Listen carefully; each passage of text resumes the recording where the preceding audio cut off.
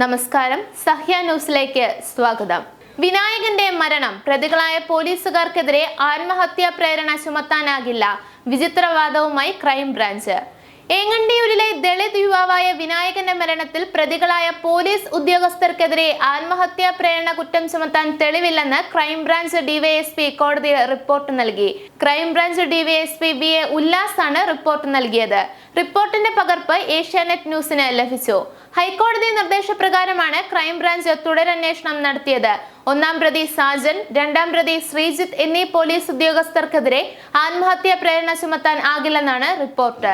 വിനായകനെ police സ്റ്റേഷനിൽ വെച്ച് മർദ്ദിച്ചത് പിടിച്ചുപറി കേസിൽ കുറ്റസമ്മതമൊഴി നേടിയെടുക്കുന്നതിന് വേണ്ടിയെന്നാണ് റിപ്പോർട്ടിൽ പറയുന്നത്.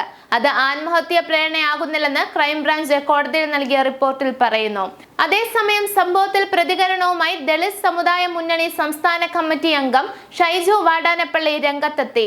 CBI അന്വേഷണം ആവശ്യപ്പെട്ട് ഹൈക്കോടതിയെ വീണ്ടും സമീപിക്കുമെന്ന് ദളിത് സമുദായ മുന്നണി അറിയിച്ചു. പ്രതികളായ പോലീസിനെ സഹായിക്കുന്ന റിപ്പോർട്ടാണിത്. തുടരന്വേഷണം പോലീസിനെ സഹായിക്കാനായിരുന്നു. CBI അന്വേഷണം ആവശ്യപ്പെട്ട് വീണ്ടും ഹൈക്കോടതിയെ സമീപിക്കുമെന്നും ഷൈജു വാടാനപ്പള്ളി പറഞ്ഞു. 2017 ജൂലൈ 17 വിനായകനെ പിടിച്ചുപറി കുറ്റം ആരോപിച്ച് പാവറട്ടി പോലീസ് കസ്റ്റഡിയിലെടുത്തത്. ജൂലൈ 18 വീടിനുള്ളിൽ മരിച്ച നിലയിൽ കണ്ടെത്തുകയായിരുന്നു.